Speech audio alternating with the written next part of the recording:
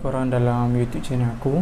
Okay, kali ni aku nak berkongsi dengan korang yang mana aku adalah seorang bekas pesakit COVID-19. Okay, aku cerita dulu macam mana aku boleh kena dan pada hari apa semua yang aku kena. Okay, pada mulanya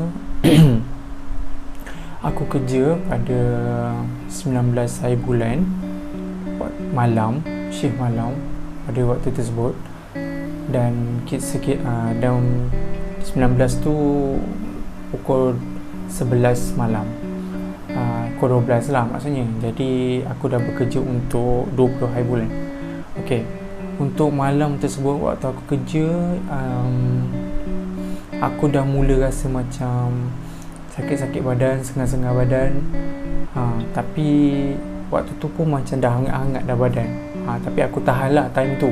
Aku rasa normal kot sebab kerja dalam aircon kan. Okay, jadi aku pun datang kerja macam biasa dan aku pun buat kerja macam biasa. Okay, aku pun sampai jumpa dengan kawan-kawan apa semua pun, bergurau apa semua macam biasa waktu bekerja. Okay, kemudian lama-kelamaan waktu masa kerja tu, aku rasa macam sakit sangat dekat aku punya belakang ni. Kat belakang ni memang sakit, tak tipu, memang sakit sangat-sangat. Okay, lepas tu sampaikan aku macam melepek, macam aku duduk sekejap macam gitulah kan, dekat meja. Macam aduh, kenapa macam tak larat sangat badan ni waktu tu. Tapi waktu tu aku rasa macam tak apa, mungkin macam demam biasa aku rasa, macam tu. Dan aku buat kerja. Okay, kemudian dah settle semua apa masalah apa semua, dah sampai waktu balik, aku balik lah macam biasa. Dan bila aku balik, aku berehat dekat rumah, aku nak tidur. Itu yang menjadi macam pelik lah kan. Bila aku nak tidur, aku macam mula aku tidur macam straight kan. Maksudnya macam inilah straight, tidur tegak lah kan, tak mengiring ke kiri ataupun ke kanan. Aku tidur macam biasa. Tiba-tiba aku macam tak selesa badan, sakit sangat. Dan bila sakit yang memang tak amat sangat, dan aku tak tahu sebab apa sakit tu. Mungkin sebab demam kemungkinan juga. Dan aku pun berpaling ke belah kiri. Aku tidur mengiring belah kiri. Aku tidur belah kiri. Dan bila aku tidur, aku rasa macam tak sedap badan juga. Macam kenapa ada something wrong ke? Kemudian aku tidur pula ke belah kanan. Aku mengiring ke belah kanan, sama juga, masih juga rasa macam sakit. Lepas tu aku fikir mungkin normal kot sebab aku demam kan. Mungkin macam baru-baru aku nak demam. Jadi aku rasa macam tak apalah, mungkin aku tak apa nak sihat. So aku pergi klinik. Okay, ceritanya 20 hari bulan tu aku memang sangat-sangat tak larat. Bila aku dah lepas bangun daripada tidur, aku sangat-sangat tak larat. Memang tak larat. Kira macam aku nak pergi klinik pun, kalau ikutkan memang tak larat. Tapi aku gigihkan juga diri aku untuk aku pergi ke klinik. Okay, pada mulanya aku sendiri memang ada PM personal pada kawan aku. Aku cakap pada dia, boleh tak teman aku atau membawakan aku ke klinik berdekatan dengan rumah aku lah. Lepas tu kawan aku kata, minta maaf Jib, aku tak boleh sebab aku tengah kerja. Kemungkinan kalau aku boleh bawa pun macam pukul 2 macam tu lah kan, lepas dia dah settle kerja dia apa semua. Lepas tu aku dengan tak makan pagi apa semua lagi, aku memang lapar time tu. Aku fikir, aku cakap kat dia, aku cakap tak apalah, biar aku pergilah. Sebab aku risau juga kan, takut klinik tutup awal kan. Sebab waktu PKP kan, Perintah Kawalan Pergerakan kan. Kemudian mula-mula aku macam aku fikir aku nak pergi naik motor je. Macam tak apalah, mungkin risau jam ke apa semua kan. Sebab waktu tu aku dalam pukul 10 lebih aku dah bergerak untuk pergi ke Gleneck. Tapi aku rasa macam tak larat sangat nak pergi naik motor, dan aku pun ambil capai kunci kereta aku, terus aku pergi masuk kereta aku. Okey, aku bawa kereta lah, akhirnya aku pergi klinik tu. Okey, aku pergi klinik berdekatan dengan kawasan rumah aku. Bila aku dah sampai di klinik tu, doktor panggil aku. Mula-mula masa aku sampai tu memang dia ada satu borang yang aku kena maklumkanlah dalam borang tu, yang berkenaan dengan virus COVID ni. Ada kontak rapat dengan orang yang kena COVID-19 ke, ataupun ada yang kontak rapat dengan orang yang kena kuarantin ke. Pada mulanya aku memang jujur aku cakap, memang aku tak jujur lah aku isi borang tu, sebab aku rasa aku sihat je, dan aku confident sangat masa tu. Aku yakin sangat yang aku tak kena virus COVID tu. Kemudian akhirnya aku tulis tidak lah, semua aku tulis tidak. Okay, doktor panggil aku.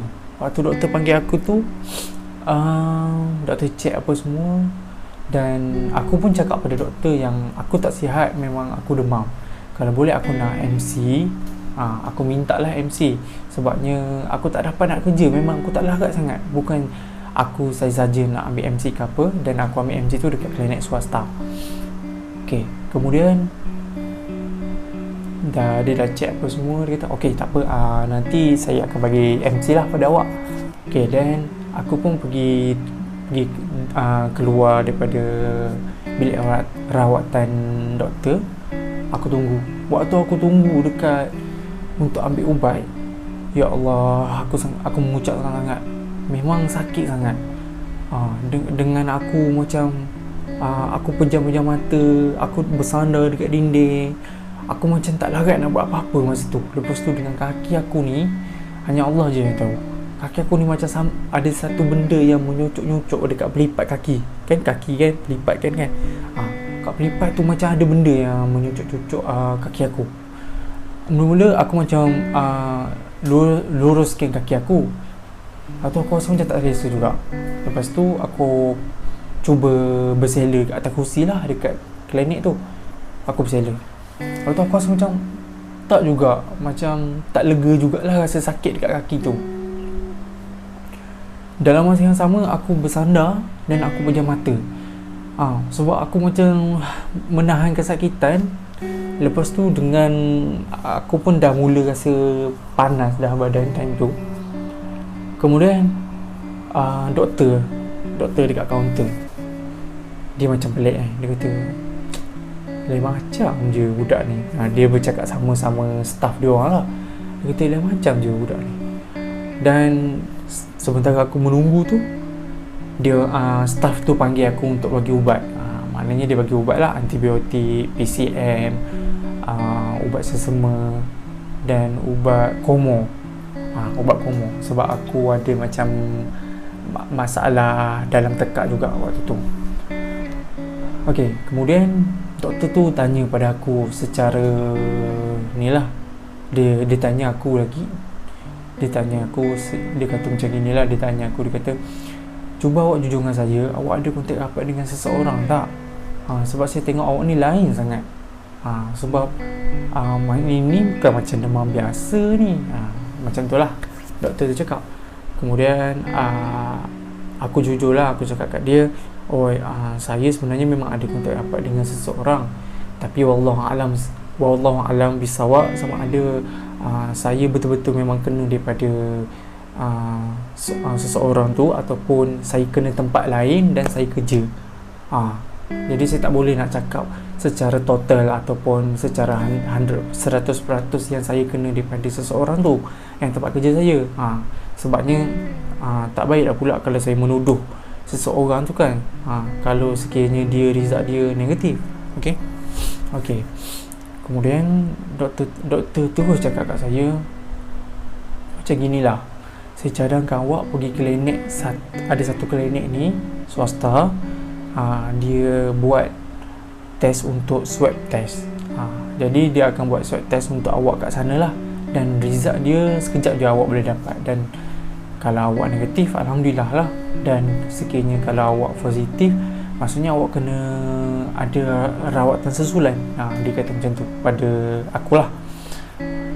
Mula-mula macam aku fikir macam aku tak nak tau buat rawatan tu. Lepas tu aku minta pandangan daripada aku punya bakal tunang, dan juga insya-Allah lah bakal isteri aku. Doakan.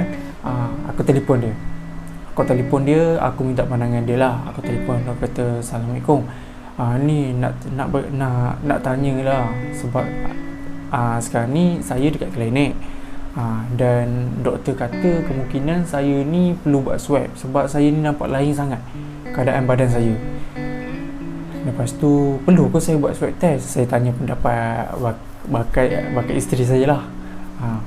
Lepas tu dia pun cakap elok lah awak buat, sebab tak tahu kan, tak tahu sekarang ni macam mana. Saya risau juga awak ada kena benda ni, virus ni. Dia pun risau juga dengan keadaan saya, sebab saya memang lemah time tu. Dan saya pun macam saya pun dah fikir-fikir baik, fikir secara masak. Saya pun buat keputusan untuk buat swab juga.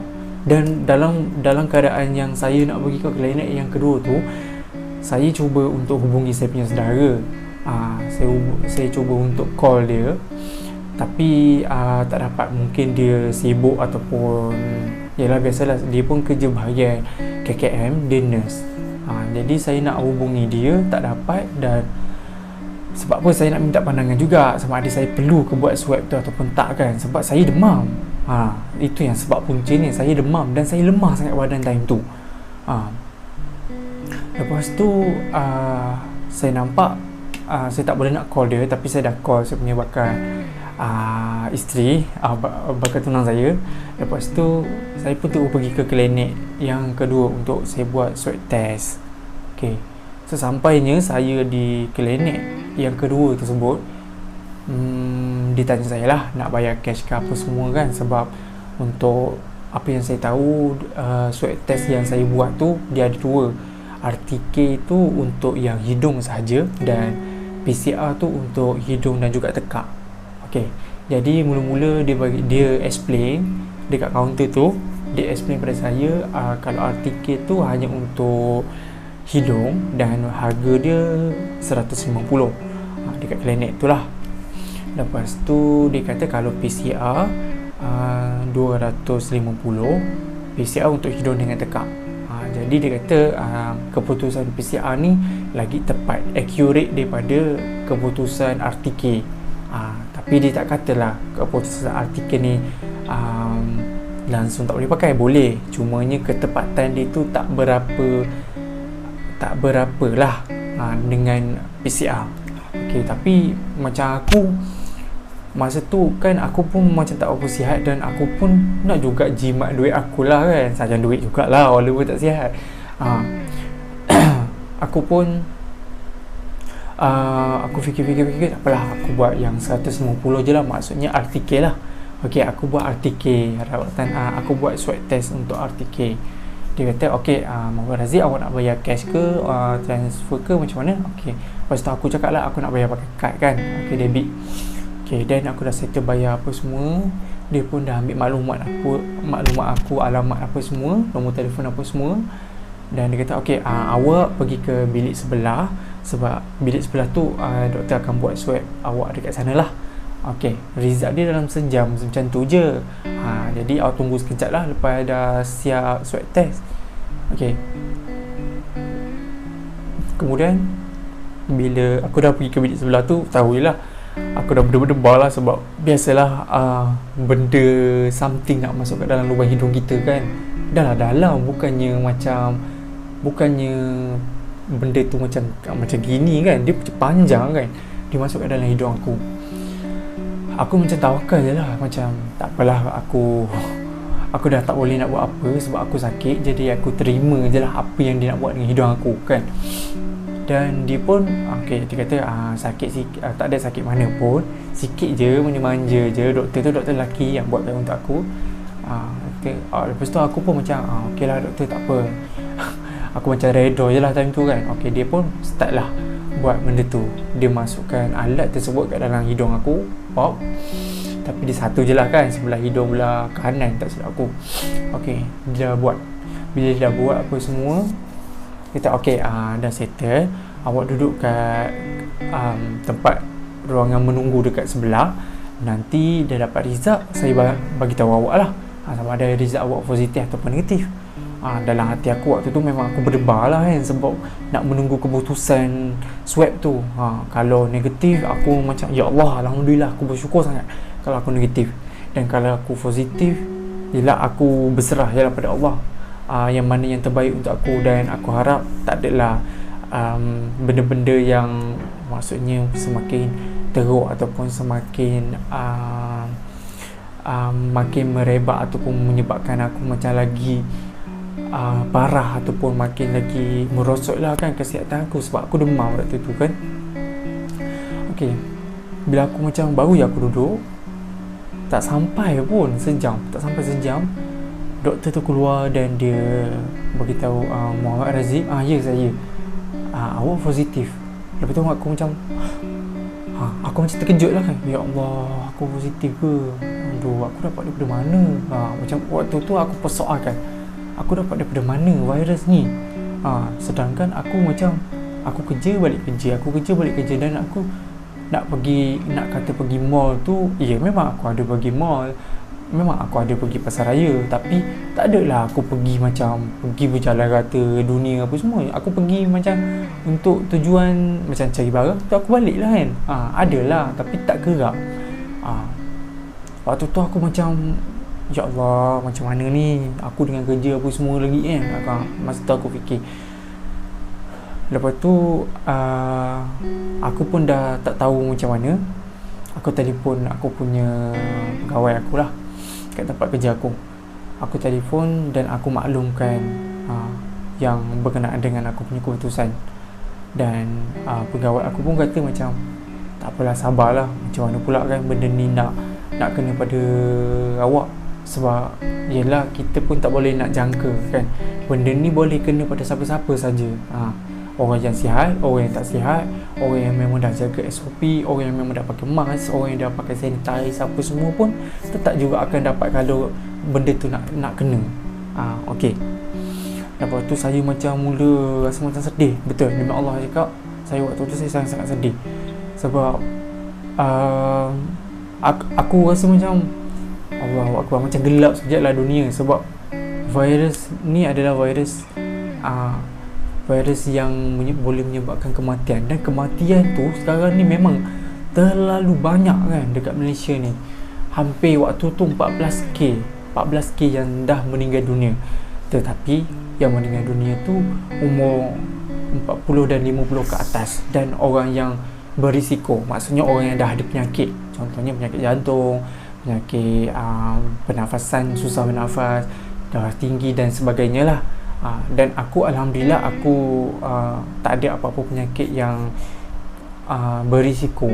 Maksudnya aku demam time tu, dan aku tak adalah jantung ke ataupun kencing manis ke apa ke. Memang aku tak ada sakit-sakit tu, alhamdulillah, aku syukur sangat.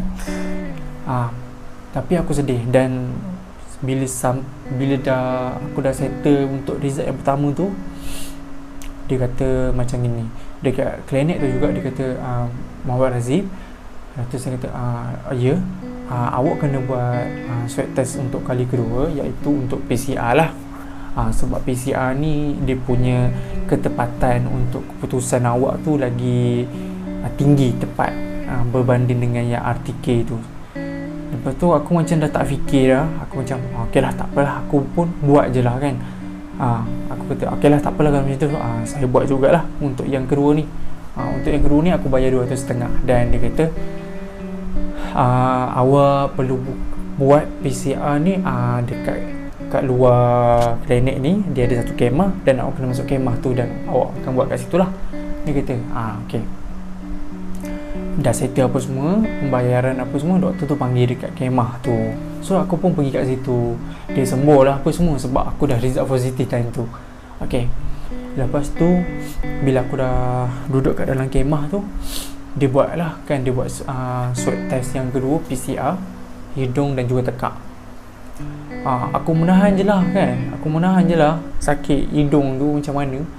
Yang mana yang dah pernah buat swab tu, dia tahulah macam mana sakit tak sakit dia kan. Bukanlah kata teruk sangat sakit dia, cuma biasalah benda something tiba menjolok kat dalam kita punya hidung kan, dia rasa macam sakit sikit lah. Okay, waktu tu aku tahan je lah, aku tawakal je lah. Aku pun fikir dah tak ada benda lain lah. Aku fikir macam aku nak sembuh kan. Jadi aku harap result yang kedua ni negatif, macam tu. Lepas tu aku dah settle buat tu, dia pun maklumkan pada aku, doktor tu maklumkan pada okay, Razif, result kedua ni awak akan dapat dalam masa 2 hari. Okay, kami daripada pihak klinik akan bagi awak satu surat, yang mana surat ni awak perlu dikuarantinkan selama 10 hingga 14 hari. Dia kata macam tu lah, sehingga awak dapat result yang kedua PCR awak, ataupun akan dipanggil, dihubungi oleh PKD, maksudnya pejabat kesihatan daerah. Pejabat kesihatan daerah macam aku, kawasan Titi Wangsa, dan pejabat kawasan daerah Titi Wangsa lah. Okay, aku pun waktu tu memang dah hopeless lah, macam ya Allah, aku macam dah bela kan, dengan sedih, dengan aku kena virus tu. Untuk pengetahuan korang, aku waktu kecil dulu aku ada sejarah silam asma. Tapi alhamdulillah sekarang ni aku dah sihat dah sembuh daripada tu. Cuma aku risau jugalah kan, sebab aku ada salah silap asma, dan aku risau sama kemungkinan aku kena balik ke, sebab dia kan menyerang sistem pernafasan kita kan. Okay. Lepas tu doktor tu sarankan pada aku sebelum aku nak balik, dia kata, Razif, nanti kalau ada masa, kalau sempat pergi kedai ke apa, awak beli spray Dettol tu kan, untuk macam sanitize lah awak punya kereta. Lepas tu sanitize dalam bilik awak apa semua, dan awak kena berkurung kat dalam bilik saja tau. Dan kurung, lepas tu kalau boleh tandas awak seorang je pakai. Masalahnya aku dah terfikir dah. Aku duduk menyewa dengan kawan aku 5 orang dekat rumah aku, rumah sewa aku, dan duduk bujang lah. Macam mana aku nak asingkan tandas? Sebab tandas ni memang ramai yang pakai. Maksudnya ada campur aku dalam 4 orang lah yang pakai. Mana ada satu bilik tu memang dia ada tandas dia tersendiri lah kan. Okay, aku dah macam aduh, macam mana ni? Aku risau lah kan, takut aku pula yang menyebabkan kawan-kawan aku kena virus ni. Aku fikir-fikir waktu dalam kereta tu, aku telefon kawan aku, kawan masa aku zaman belajar, aku rapat dengan dia. Dan waktu tu jujur aku cakap aku sedih. Aku telefon dia, aku sedih lah. Aku cakap apa, Z, aku bukan nak kacau apa kau sekarang ni. Aku tahu sebab waktu tu dia tengah kerja, tapi aku nak maklumkan pada kau, aku positif. Dan tu kawan aku tanya, kau positif apa? Itu aku cakap lah, aku positif COVID Z. Aku tak tahulah macam mana kan. Aku doakan aku, moga aku panjang umur. Aku cakap time tu. Lepas tu dia kata, Ya Allah Z, kau sabar tabah moga segalanya dipermudahkan. Kawan aku doakan aku lah waktu tu apa semua. Aku waktu tu jujur aku cakap memang aku sedih lah, dan aku down jugalah kan, sebab aku kena virus tu. Bukan boleh main-main virus tu. Sebab dia akan menyerang semua sekali dah tubuh badan kita, dan yang penting sekali dia menyerang kita punya sistem pernafasan. Okay, kemudian aku balik, aku sampai kat rumah apa semua. Kawan aku masa zaman sekolah menengah dulu pun ada WhatsApp aku kan. Dia kata, Cip, Razif macam mana? Apa sihat ke apa? Lepas tu aku pun bagi tahu pada dia, syukur aku positif COVID. Aku sebenarnya nak plan nak ambil MC je, tapi tak tahu pula dia suruh pergi buat swab test, dan aku positif COVID. Time tu aku macam sedih lah kan. Aku WhatsApp dengan dia. Dia kata, Ya Allah Razif sabar. Dia kata macam tu lah dengan aku. Dan pada tu aku dah kena karantin kat rumah. Bila aku dah karantin kat rumah, okey, untuk hari yang pertama tu aku tak berapa lagi nampak dia punya kesan. Hari yang kedua, 21 hari bulan, aku dah nampak kesan dia dah. Kesan virus COVID tu. Kesan dia, aku mula lemah sangat satu badan. Aku lemah satu badan. Kemudian mulut aku dah start pahit dah. Dah start macam tak ada deria rasa. Waktu tu mulut aku dah memang start dah nak pahit. Hidung aku alhamdulillah ada deria bau. Dan pada tu aku memang demam kecil. Makan ubat PCM, sembuh sekejap, lepas tu demam balik. Okey, aku makan ubat sesama, aku makan antibiotik, macam gitu juga.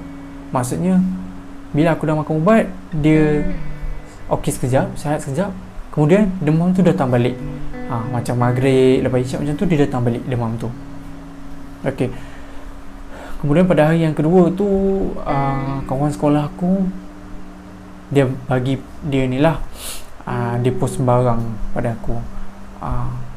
Dia post barang vitamin C dan juga jus, air jus lah, air jus, untuk macam bagi energi pada aku kan. Dia kata kau minum vitamin C ni apa semua, dia kata benda ni boleh rendahkan dan juga boleh apa bagi inilah buat supaya virus tu tak aktif dan tak agresif kat dalam badan kau. Kata banyak minum vitamin C dan air yang aku bagi ni, dia kata. Dan ada juga alhamdulillah kawan-kawan yang lain, ada juga yang bagi air kelapa, dan juga ada yang bagi lemon. Dan kebetulan adik aku sendiri kerja waktu tu, dan aku minta tolong pada adik aku. Aku cakap tolong belikan air kelapa, sebab ada yang bagi tahu pada aku air kelapa dan air lemon ataupun air limau ni bagus untuk mencegah dan juga bagus untuk bagi virus tu tak terlalu aktif kat dalam badan. Dan aku minum air kelapa tu campur dengan lemon, alhamdulillah memang aku rasa macam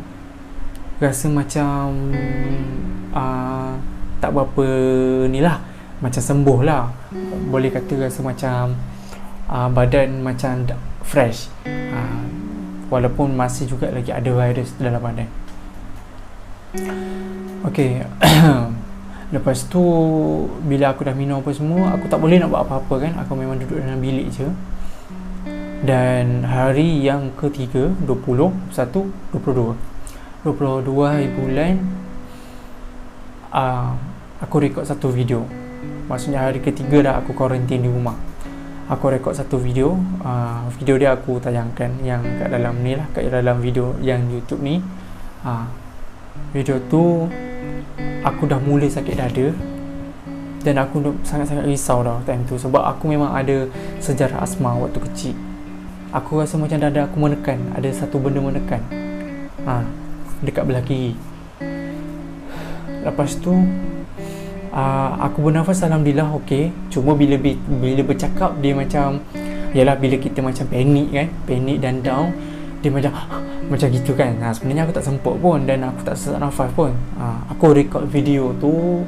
Aku sebenarnya buat video tu sebenarnya nak bagi kesedaran pada kawan-kawan aku lah, yang mana virus COVID-19 ni bukan benda yang boleh buat gurau-gurau, boleh buat main-main dan boleh buat macam santai-santai je, macam alah relax lah, virus je pun, alah konspirasi je. Dan ada yang setengah cakap, alah virus ni kau jangan fikir sangat lah, jangan takut sangat lah, kita kena takut Allah, kita jangan takut virus. Ada yang setengah cakap macam tu. Ada setengah lah ustaz, ada, aku malas nak cakap dia ustaz ke apa, ada dia kata alah relax lah, biasa je, aku pun kena juga virus COVID, tak sakit pun, dia kata aku okey je. Lepas tu aku tak ada perik pun, tak sakit dada apa-apa. Memang dia ada mengeluarkan statement tersebut dan dia ada buat video tersebut. Dan kawan aku sendiri kata, betul ke macam gitu? Dan aku sekarang ni aku bagi tahu pada semua sekali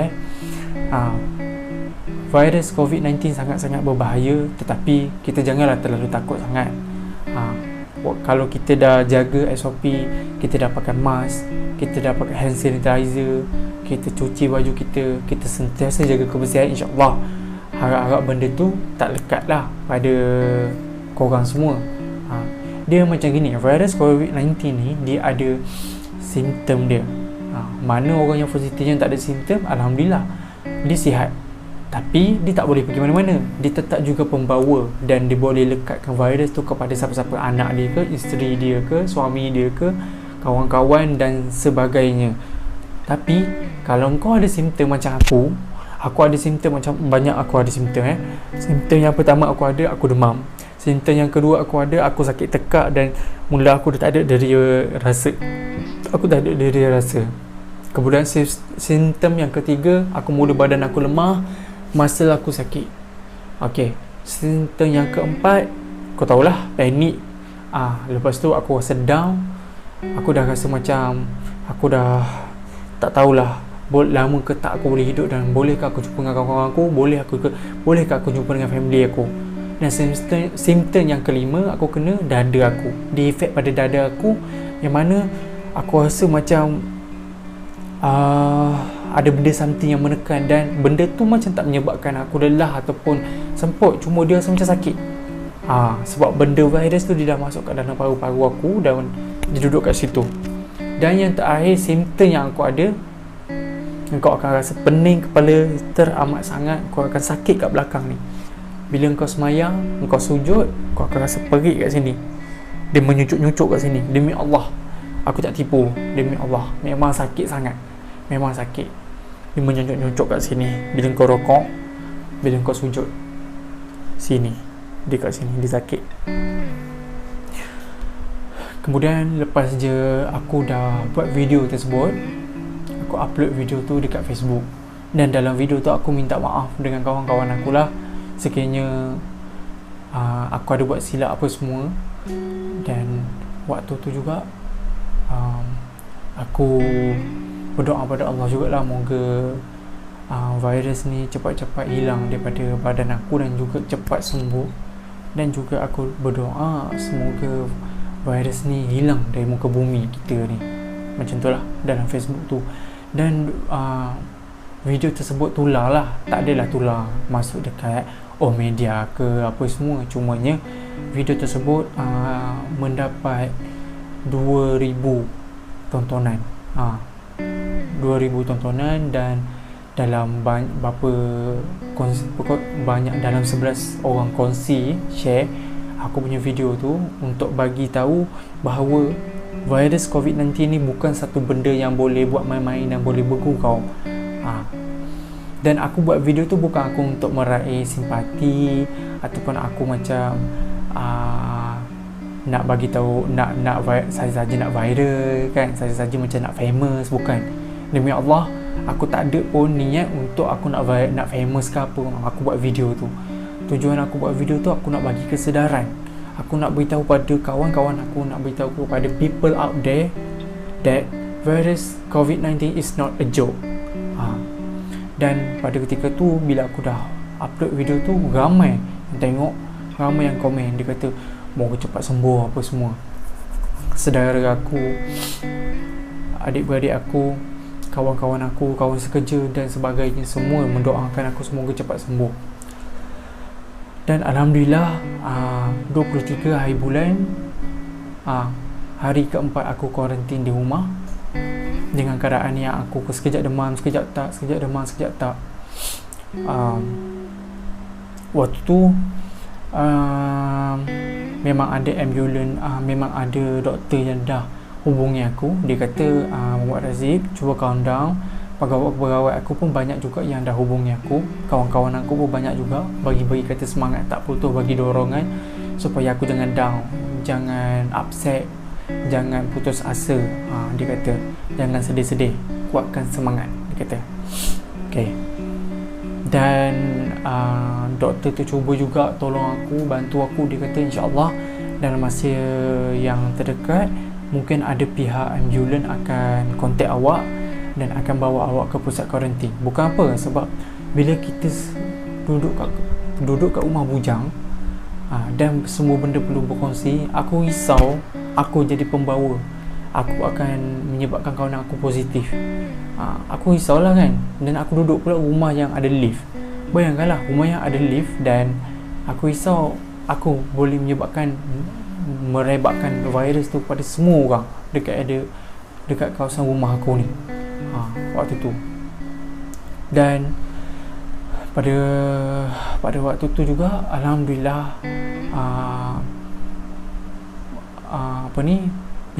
pejabat kesihatan daerah, Titi Wangsa ada hubungi aku. Dia kata, "Assalamualaikum, ni Muhammad Razif ke?" Lepas tu aku kata, "Ya, saya." "Okey, awak bersiaplah, insyaAllah mungkin dalam lepas Zohor macam tu, kami akan datang dengan ambulans, akan ambil awak lah dekat rumah awak. Okay, alamat awak apa semua betul kan? Dan nama awak dan semua yang awak bagi tu, info tu semua betul kan?" Dan aku cakap, "Ya, betul, itu semua maklumat saya." Okey, aku pun tunggu. Aku tunggu punya tunggu. Masa pagi tu aku order nasi lemak sebab aku lapar sangat. Dan aku tak habis lah, sebab mulut aku pahit kan. Dan aku makan pula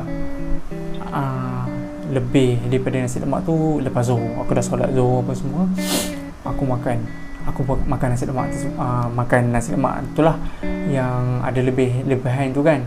Aku makan lepas Zohor. Dah aku makan, lepas tu pihak ambulans tiba-tiba call aku lepas aku dah settle makan. Dia call aku dan dia kata, "Muhammad Razif, kita orang mungkin dalam 8 minit lagi akan sampai dekat rumah awak. Okey, awak siap-siap lah bawa barang apa semua. Okey, sekejap lagi dah sampai. Nanti kita orang suruh awak turun lah dan terus masuk dekat dalam ambulans." Okey, aku pun dah kemas-kemas barang apa semua, sebab ada yang telefon aku, staff dekat tempat kerja semua kata, kalau awak masuk dekat hospital Sungai Buloh ke apa, dekat Maib Serdang ke, bawa baju sejuk, kalau boleh, kalau bawa bawa baju lah sikit, bawa towel, bawa cawan, bawa bekas air, lepas tu bawa stokin, dan bawa juga selimut, sebab biasalah sejuk kan. Aku mulanya ingat aku dimasukkan ke hospital Sungai Buloh. Okey, lepas tu ambulans dah sampai dan aku pun turun masuk. Dan dalam ambulans tu ada 4 orang lah, termasuk aku. Waktu masa dalam ambulans tu, aku ingat dia orang bawa aku dekat Sungai Buloh lah. Lepas tu on the way dalam perjalanan tu, rupanya aku ke Maib Serdang. On the way dalam perjalanan tu, itu adalah kali pertama lah aku naik ambulans. Sebab kalau aku sakit pun, biasanya kalau aku kena tahawat pun family aku hantar ataupun kawan aku hantar. Tapi kali tu sebabnya dah memang aku memang tak larat, dan ambulans datang ambil aku. Tu kali pertama lah aku naik ambulans. Bila aku naik ambulans, waktu dalam perjalanan, bunyi memang laju gila, memang laju sangat-sangat ambulans tu. Okey, laju. Lepas tu aku macam, yelah, kita duduk menyengit kan, dan waktu tu aku rasa macam dah tak tahan sangat dah, dengan aku pening kepala. Lepas tu pula aku tahan muntah. Masa kat dalam ambulans tu aku dah mengucap dah, ya Allah, macam-macam dah aku istighfar apa semua, ya Allah tolonglah, janganlah bagi muntah. Sebab aku dah macam gitulah. Tapi kawan aku yang masa kat dalam ambulans tu, dia tak perasan lah. Aku dah macam gitulah, ya Allah tolonglah, janganlah keluar. Rupanya dia keluar juga. Aku duduk betul-betul dekat dengan tepi pintu belakang. Aku muntah dekat dalam ambulans tu, memang banyak gila. Nasi lemak semua sekali keluar. Nak jadikan cerita dia, pengalaman aku lah, aku naik ambulans. Lepas tu ada pakcik ni, dia ketuk cermin dekat depan ambulans tu. Tak, dia kata, "Cik, ada orang muntah ni." Terus je ambulans tu berhenti dekat bahu jalan. Aku pun macam, yelah, aku tak sihat kan, dengan demam ni lagi, dengan mulut pahit lagi. Lepas tu bila bergoncang macam gitu, kereta bergoncang macam gitu ambulans, aku pun muntah dan dia berhenti. Dia buka pintu. Dah masuk waktu dia buka pintu tu, aku cakap ke dia, "Cik, minta maaf cik, saya muntah." Dia senyum je kat aku, sebab dia tahulah aku sakit kan. Kalau aku tak sakit mungkin lah ni, tapi je lah orang naik ambulans memang sakit lah kan. Tak ada pula orang naik ambulans tak sakit kan. Okey, kemudian dia hulurkan aku sarung tangan, dua-dua sarung tangan, dan juga hulurkan plastik.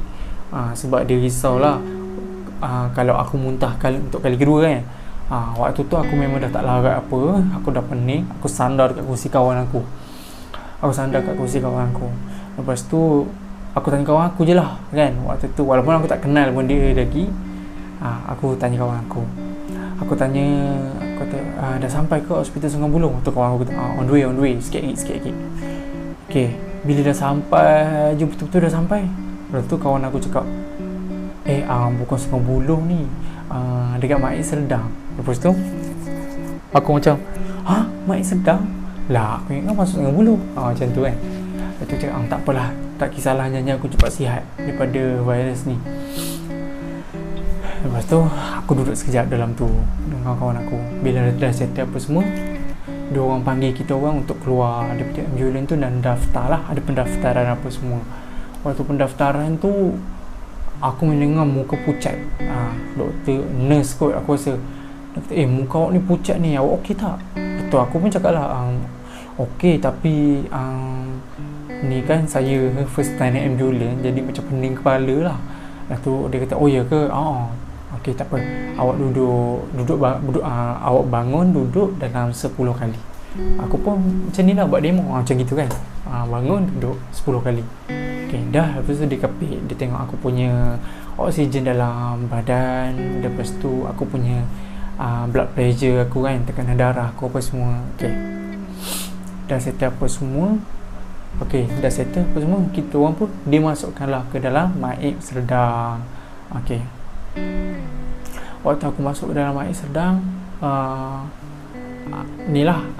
aku dipakaikan gelang warna putih dengan ada nama aku, IC aku dan juga nombor katil aku. Aku duduk katil di 59 time tu.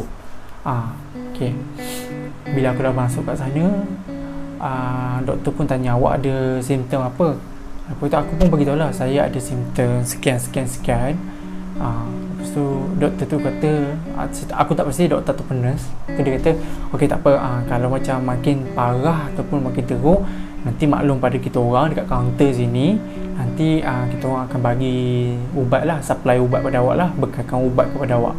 Lepas tu aku pun cakap, okey, jadi awak pergi ambil selimut kat sana, sarung bantal apa semua, dan awak pergi kat katil awak lah. Okey, dan itulah hari 23 hari bulan tu aku dimasukkan ke Mait Serdang. Sampai tu dah petang lah. Dan kemudian aku sembahyang asar apa semua. Dah settle apa semua. Dekat situ kat Mait Serdang tu, alhamdulillah, nak solat berjemaah pun senang. Sebab dia ada tempat solat dia. Nak mandi pun banyak toilet. Cuma satulah, sejuk sangat-sangat. Okey, sejuk tu memang kau memang tak larat lah. Memang tak tahan lah. Memang sebab yelah, aircon kan. Okey, aku nak cerita. Kemudian dah settle, aku dah solat maghrib, isyak apa semua, dah makan apa semua. Dekat Mait Serdang dia ada 3 kali makan. Makan sarapan pagi, makan tengah hari dan juga makan malam. Makan pagi lebih kurang dalam pukul 8.30, pukul 9 macam gitu.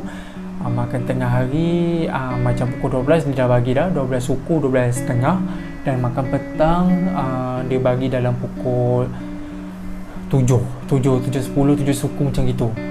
Okey, kemudian aku hari pertama, first day aku tidur, memang sejuk, tapi kita tahan lah kan, sebab ada selimut. Mujur aku bawa baju sejuk dan juga aku bawa stoking panjang.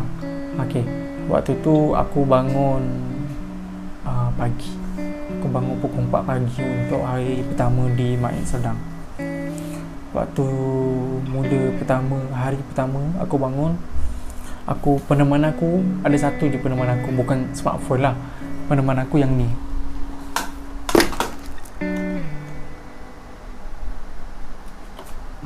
Sekejap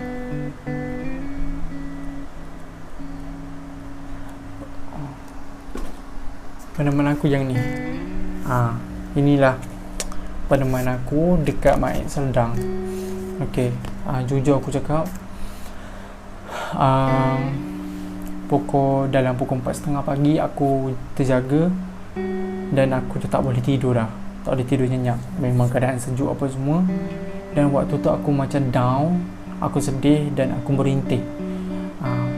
Aku pergi kat satu sudut, aku charge phone aku dan aku bawa Quran aku demi Allah aku cakap, time tu aku menangis. Aku menangis. Masa tu aku tak fikir benda lain dah. Aku fikir hanya Allah sajalah. Dan aku mengaji. Aku buka Quran, aku mengaji. Jujur demi Allah aku cakap,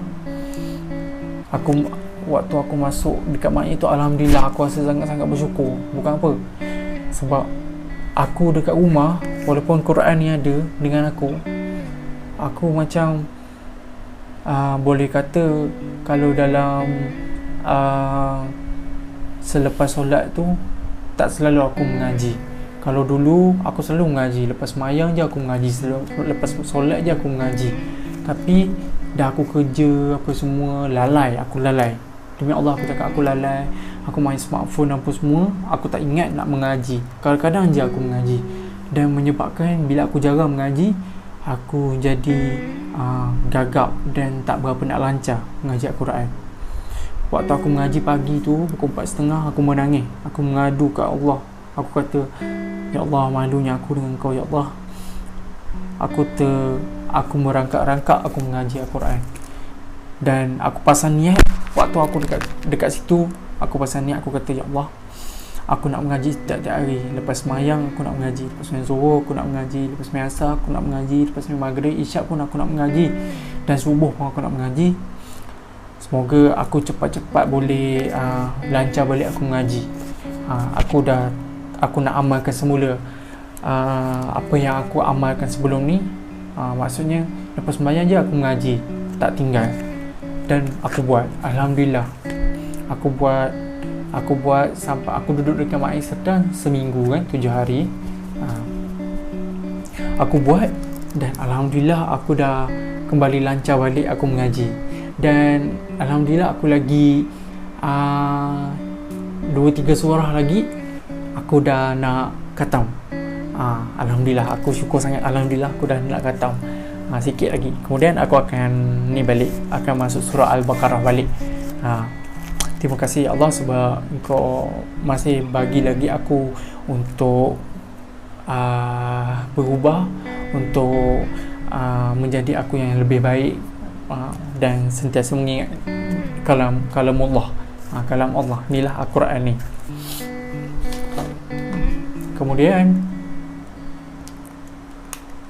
bila aku dah lancar mengaji apa semua, dekat sana aku dapat kawan, kawan-kawan dekat dengan kata aku, kawan-kawan yang waktu sekali dengan aku dah kenal dah. Dia ada yang duduk kat Kampung Baru, ada yang duduk dekat Kelang, ada yang duduk kat Bangi. Aku bersembang-sembang apa semua. Jujur aku cakap, dekat dalam Maid tu, kalau untuk kuarantin, pusat kuarantin bagi lelaki, tak ada apa-apa aktiviti. Engkau buat hal engkau je lah. Engkau nak main telefon ke, engkau nak mengaji ke, engkau nak pusing satu dewan Maid tu ke, itu engkau punya hal lah. Dan aku nak beritahu, kalau siapa yang masuk kat Maid Serdang, tak apa kalau engkau tak pakai mask. Cumanya kalau boleh jaga kebersihan lah. Kalau ada bawa hand sanitize tangan juga. Dan juga mandilah ikut waktu dia, tengah hari, pagi, tengah hari, malam kan, sebelum maghrib. Jaga kebersihan kat sana. Mesti ada orang ada orang tanya aku, weh, tak apa tak jaga SOP dekat Maid? Dah lah duduk rapat-rapat, lepas tu pula katil rapat-rapat, lepas tu pula tak pakai mask apa semua. Jangan risau, kat sana semua sekali positif. Dan kat sana dia orang ada dijaga rapi oleh nurse dan juga doktor. Ada tujuan kenapa dia orang pasang aircon yang terlalu kuat kat dalam Dewan Maid tu. Tujuan dia untuk pasang aircon tu untuk tinggikan suhu dia supaya virus tu tak akan merebak ke mana-mana. takkan merebak keluar, hanya kat dalam badan saja. Dan bila kat dalam badan saja, lepas dikarantinkan, insya-Allah virus tu akan hanya dalam badan dan takkan bawa ke merebak kepada orang lain lepas karantin. Tapi kena karantin lah. Dia punya syarat dia kena karantin. Kalau kau duduk kat rumah pun kau kena karantin. Okey, aku nak cerita. Masa dekat sana, ada seorang bro ni, dia cerita kat aku kan, aku pergi kenduri, dan waktu aku pergi kenduri, ada anak saudara perempuan aku lah. Dia kata kan macam gitu dengan aku kan. Dia cerita ada anak saudara perempuan aku, tapi aku tak rapat pun dengan dia. Aku tak bersalam, tak beluk dia apa semualah. Tahu-tahu je anak saudara dia tu positif COVID. Dan dia pun macam okey, dia ingat dia tak kena. Rupa-rupanya dia kena positif COVID tu. Bila dia kena positif COVID tu, dia cek swab, dia buat swab, dia kata, aku kena padahal aku jauh dengan dia. Dia cerita padahal dia jauh, dia memang tak ada kontak rapat. Maksudnya dia tak salam apa semua, tapi kena juga virus tu. Kau orang boleh fikir tak, yang jauh pun boleh kena virus, ni kan pula kalau yang dekat yang tak jaga SOP.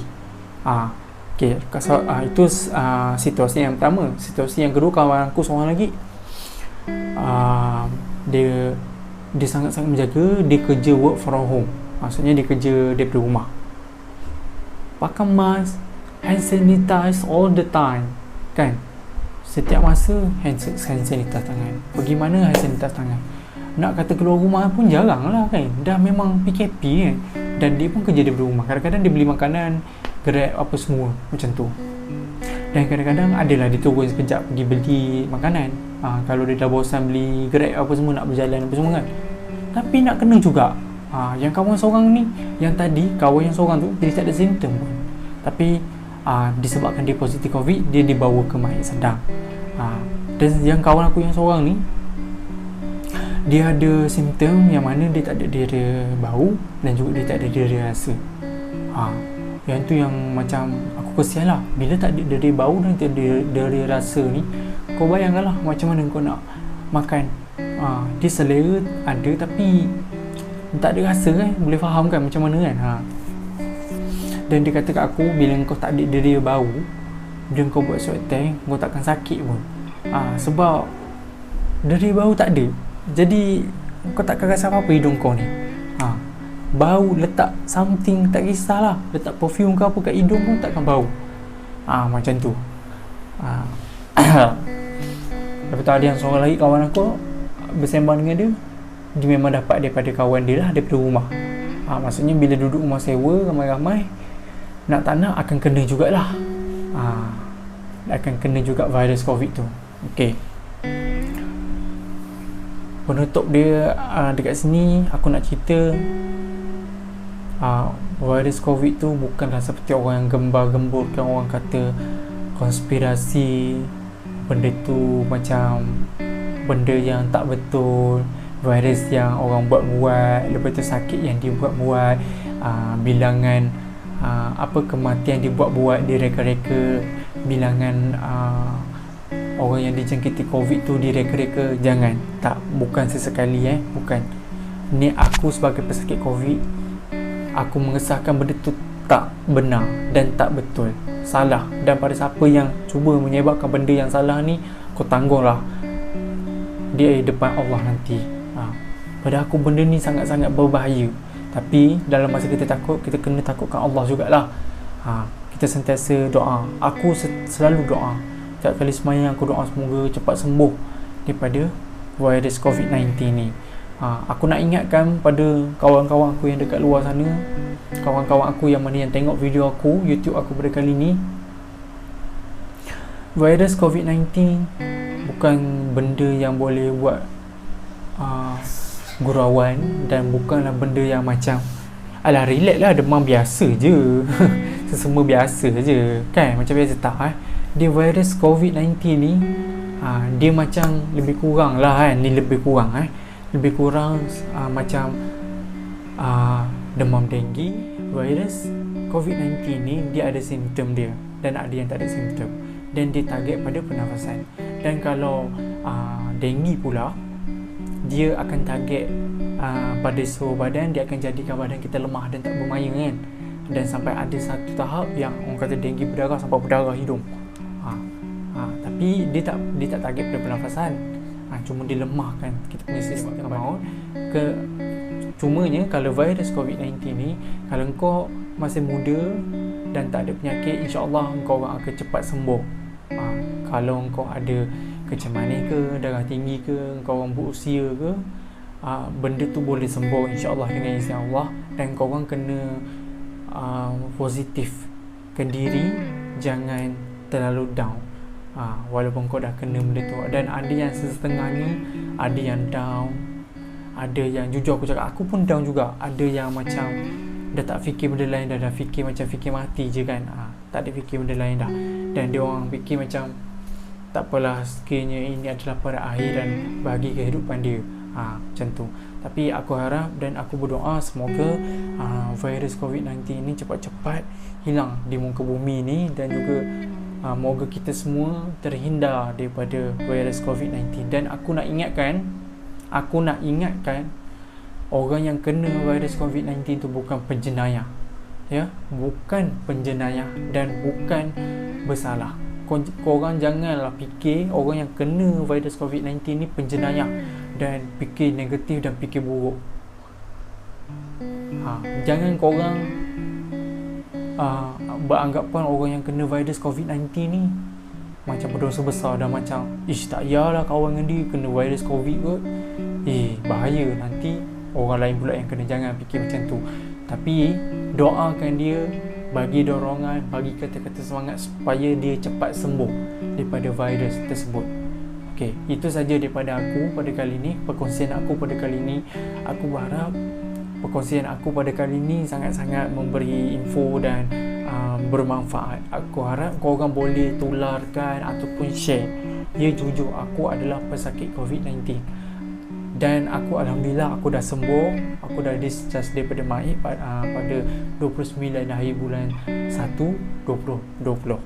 Dan alhamdulillah sekarang ni pun aku masih lagi jaga SOP. Aku pakai mask dan sanitize. Aku ingatkan kepada semua orang dekat luar sana, jangan lupa untuk pakai mask bila kau orang pergi tempat crowded dan juga kau keluar daripada rumah. Jangan lupa untuk sanitize tangan kau. Okey, itu saja apa yang aku nak kongsi pada korang pada kali ini. Dan sesungguhnya virus COVID-19 bukan mainan dan juga bukan benda yang boleh dibuat gurau dan bercanda. Okey, kita jumpa lagi di lain hari insya-Allah. Doakan moga virus COVID-19 ini cepat-cepat hilang di muka bumi kita ni, dan moga kita semua terselamat daripada virus COVID-19. Okey, aku akhiri aku punya perkongsian aku pada kali ini dalam YouTube channel aku, Razik Jasri, dengan ucapan Assalamualaikum warahmatullahi wabarakatuh.